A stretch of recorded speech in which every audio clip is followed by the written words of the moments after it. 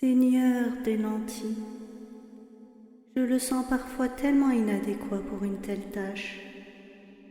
Par quel moyen rendrais-je son cœur, aujourd'hui si tétanisé par la peur, sensible à ce que tu attends de lui?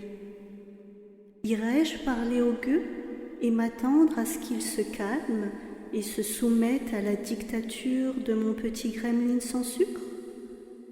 Pourrais-je parler aux sans-dents, aux riens, et leur faire écouter ses arguments? Qu'il a besoin de les exploiter comme des esclaves pour asseoir le pouvoir des nantis, qu'ils ne sont que des gueux, et qu'à ce titre, ils doivent se résigner à la vie de misère qu'il leur prépare. Peut-il rendre les nantis encore plus riches aux dépens de la survie des gueux et de leurs mioches? Depuis le commencement du monde, personne n'a jamais entendu parler de quelqu'un qui pourrait rendre les ultra-riches encore plus riches.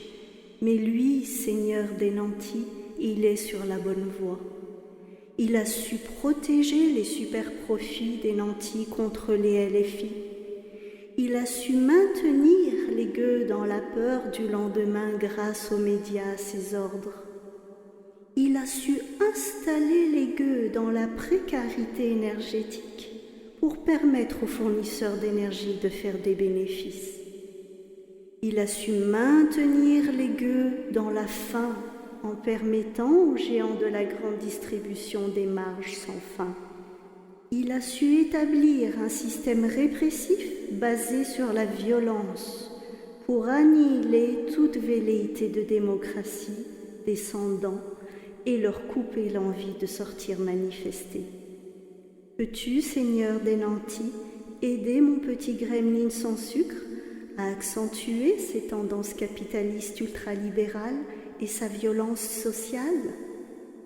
Je m'avance devant toi, Seigneur, comme David devant Goliath, pour combattre non pas contre les bourgeois et les nantis, mais contre les forces du mal représentées par ces gueux qui œuvrent pour plus de justice sociale.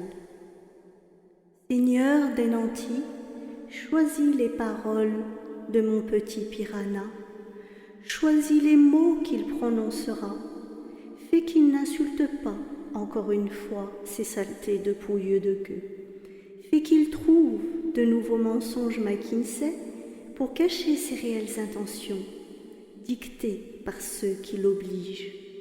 Fais que les médias, Seigneur, continuent à faire passer pour vérité chacun de ces mensonges.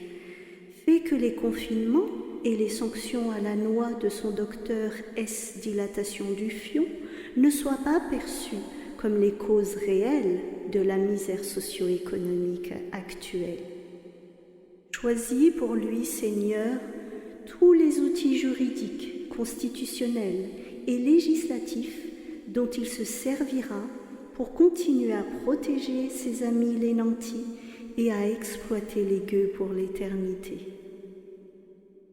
Et quand il plongera la main dans son sac pour en tirer des cacahuètes qu'il jettera aux gueux, fais que ces cacahuètes s'apparentent à un acte altruiste, alors qu'elles ne sont que le pansement de plaies béantes qu'il a lui-même provoquées par des décisions irrationnelles et liberticides prises dans le secret d'un conseil de sécurité d'illuminés à la dérive.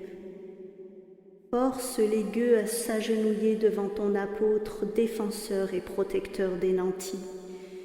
Force les gueux à supporter la misère socio-économique et la terreur dans lesquelles ils souhaitent les garder pour mieux les contrôler et les abuser.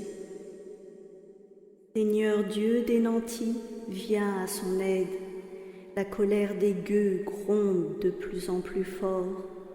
Comment pourrais-tu l'abandonner à son triste sort? Comment pourrais-tu le laisser céder au traitement digne, respectueux et humain des riens, des retraités, des exploités du capitalisme effréné? Seigneur des nantis, sauve-le, sinon il périra comme un vulgaire gueux. Mon cœur saignerait si je devais voir les super-profits des nantis amoindris, alors que leur soutien indéfectible dès les premières échéances électorales, font d'eux nos meilleurs amis. Aussi mon âme n'est-elle pas troublée à l'idée que les superprofits des nantis puissent être taxés.